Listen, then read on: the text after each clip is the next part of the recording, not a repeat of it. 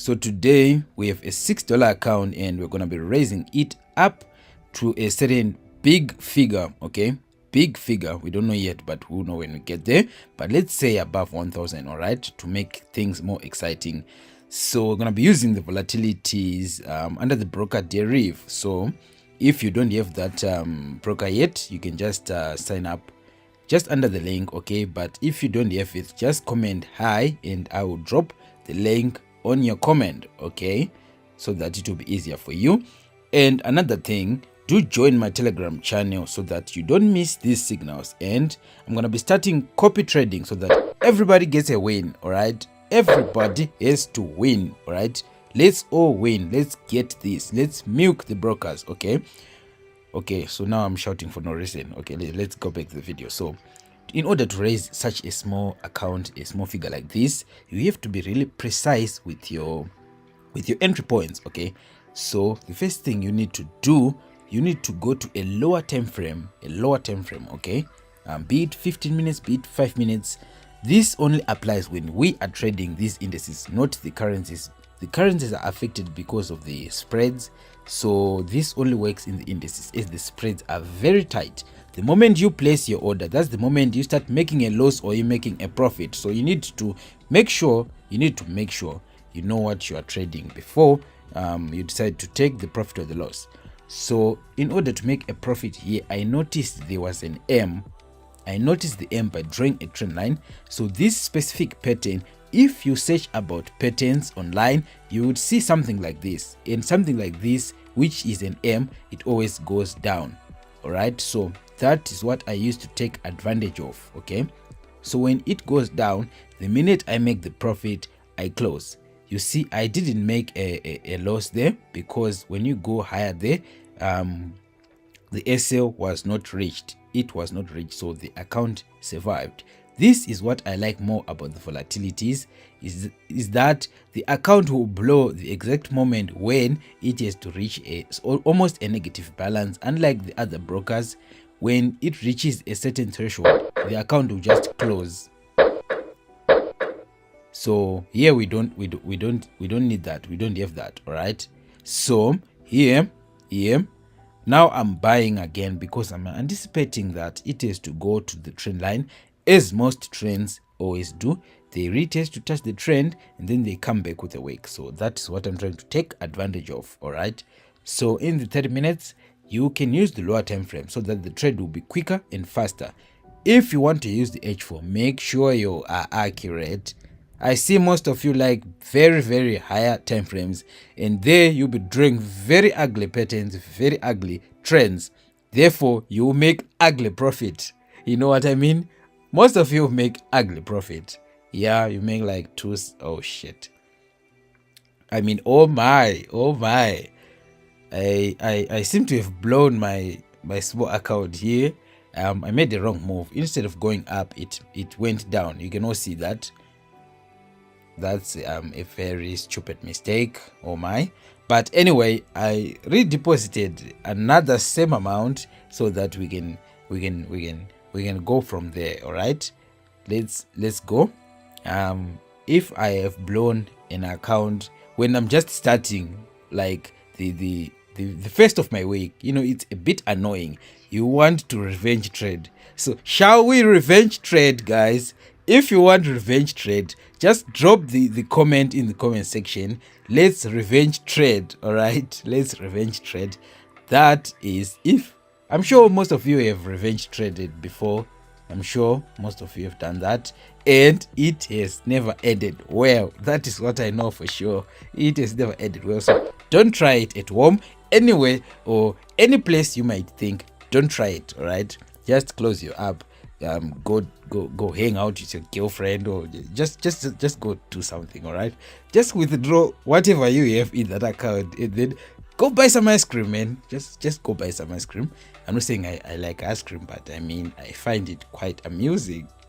But I'm just saying, just go buy ice cream. All right, and then start again some other time. So I'm talking too much in this trade in jump 100 in the 1 hour time frame. I've seen some similar trades such as this one. Why am I in profit here? Well,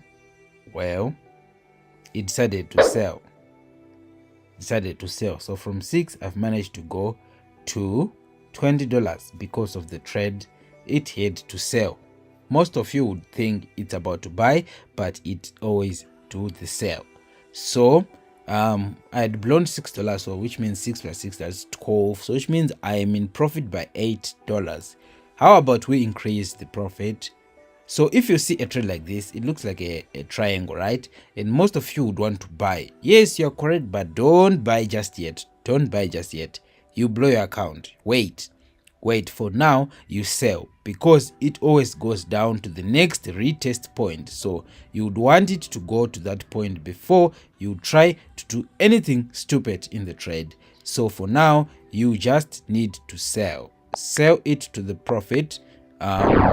Whether the minute you have the time frame which you'll be having at that moment, you just use that and then you sell, because this kind of trend lines, these patterns, they don't buy the moment you buy. All right, they go down to reach the liquidity zone or the liquidity grabs, whatever you call it. Some call it the area of confluence, some call it a retest, some call it always goes down to take the stop losses of the early entries of the early buyers. So whichever way you put it, be it, as long as it works for you, there is no what can I say, a certain way, a certain language that you must use for you to work. Have you ever noticed those guys who always say, my liquidity, it has gone to the liquidity, the order block on this? Have you ever noticed those guys are the ones who blow the most, because they are trying to sound fancy while they are blowing their account. They are trying to seem very fancy, to seem like they know everything. Don't be like those guys. Don't be like those. Just use the knowledge which you have. Don't try to overcomplicate things by saying, hey guys, the order block has just been reached, the time frame has just dropped, so I need to switch on the light now, because as you know, the signal has been reached. Oh guys, don't do that, my friend. Don't do that. Okay, just use common knowledge. It's very simple. Don't complicate things yourself. Okay, so for this instant trade, this is a Quasimodo where I put the shadow zone area over there, and then by drawing the trend line, I'm trying to see what type of a pattern which I have. The pattern is not clear, but what I know which is clear is the Quasimodo, that the left shoulder is to be reached in order to reach for the right shoulder, so it has to go up somewhere there. So I've managed to put quite a gamble over there. I've managed to put a lot of positions, so which means let's not go the wrong way, otherwise the account will go kaboom.